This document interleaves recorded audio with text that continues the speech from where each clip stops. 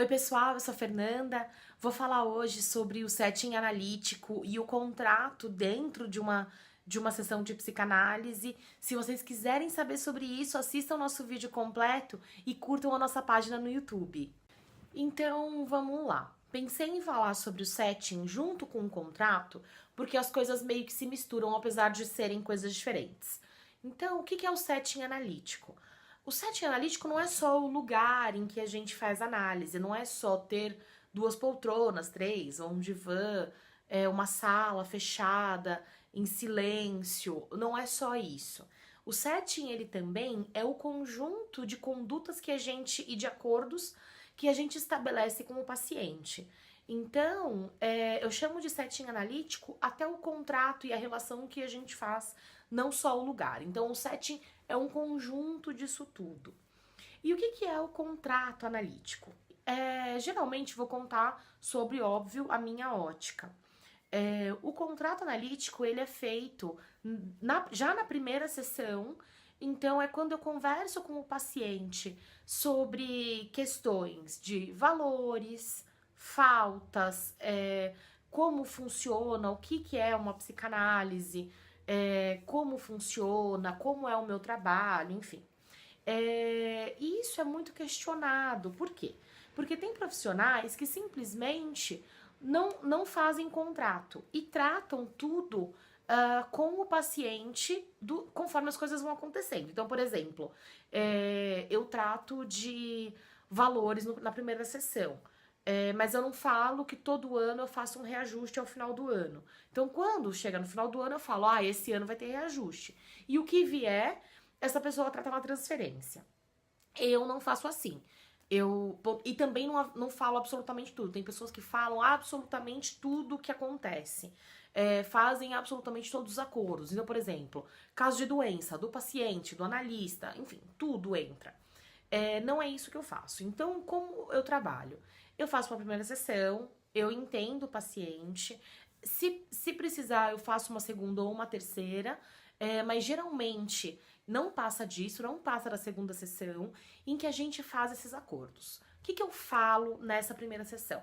Ou nesse estabelecimento de contrato? Eu falo qual o valor que eu aplico, como esse valor pode ser pago, eu falo sobre o uso do divã. Então, para que serve o divã? Eu faço o convite para o paciente deitar se ele quiser. Eu não faço esse convite ao longo do processo, como eu já vi outros profissionais fazendo. Eu não faço isso. O divã eu ofereço na primeira sessão e o paciente fica muito livre para deitar ou não. E eu acho que legal a gente pode falar sobre o divã em outro vídeo. E eu deixo o paciente livre. Eu falo sobre quantas sessões por semana são.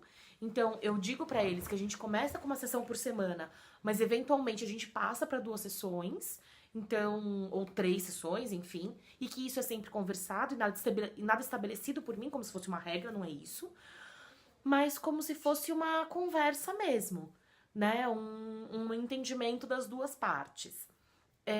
Falo sobre isso, falo sobre falta. Então, que a falta ela é cobrada, independente se me avisado com uma semana de antecedência, eu não cobro. Se não, eu cobro de qualquer forma. Esse é um jeito que eu entendo a falta. Tem pessoas que entendem de outras formas. É, eu digo sobre reposições, sobre férias, então eu conto que eu tiro 4 semanas no ano, que são divididas ao longo do ano, eu conto mais ou menos como é, porque às vezes a gente não controla nossas férias. Eu digo que as férias do paciente, ela é reposta, as minhas não. Por quê? Porque eu entendo que o paciente não é obrigado a tirar férias na mesma época que eu. Então, as férias dele eu reponho. Enfim, então eu faço acordos básicos na primeira sessão. Tudo que vem depois desses acordos, ou não cumprimento de alguma questão desse contrato, eu ia dizer cláusula do contrato, mas não é isso, né?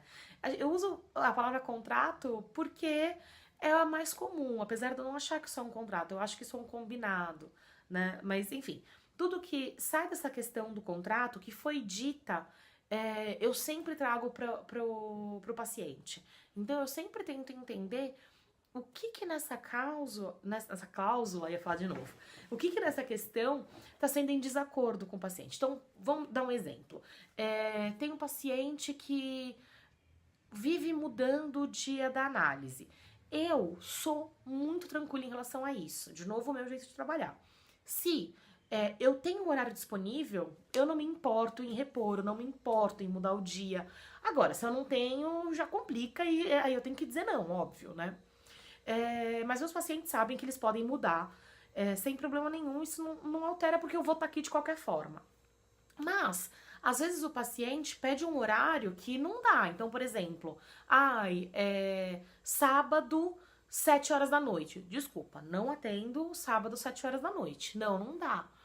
Mas por quê? Mas não dá mesmo? E aí a gente tenta entender o que naquele paciente, tô sendo super selvagem aqui, mas só pra vocês entenderem, o que naquele paciente faz com que ele faça pedidos muito fora do padrão.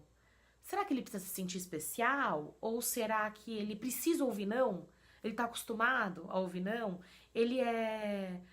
Qual é a bagagem educacional que ele traz? Qual a bagagem afetiva que ele traz? Que ele foi ensinado, ele entendeu que pedidos são esses. A gente tem que fazer pedidos muito absurdos para provar o nosso amor.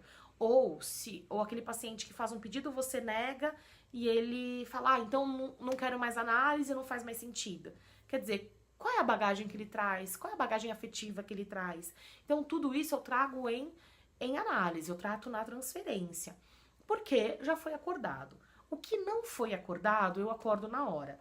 Então, sei lá, é que não me ocorre nada agora, mas coisas que não foram acordadas, mas, por exemplo, já aconteceu, lembrei, de eu não repor mais sessões com aquele paciente especificamente.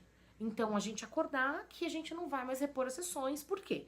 Porque dentro da história dele, dentro da bagagem dele, as reposições também estavam sendo um tipo de manipulação.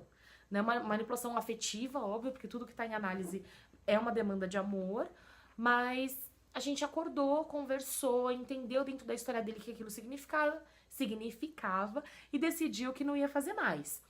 E ok, foi uma decisão dos dois lados. E aí sim, a gente trata ao longo do tempo, ao longo da análise.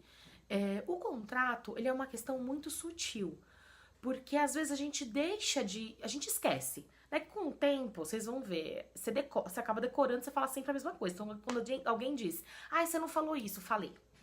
Com certeza eu falei, porque tá tudo, né, já tá tudo tão internalizado que a gente acaba dizendo, dificilmente escapa.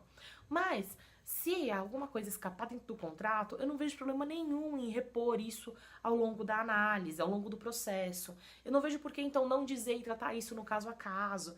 Né? É que tem várias pessoas que tratam o contrato de formas diferentes. Esse é só o meu jeito de tratar as coisas.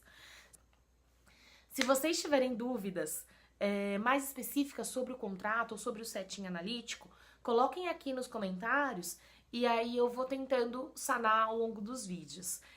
Curtam a nossa página, cliquem no sininho para que vocês recebam a notificação a cada vídeo novo que a gente postar. E até mais!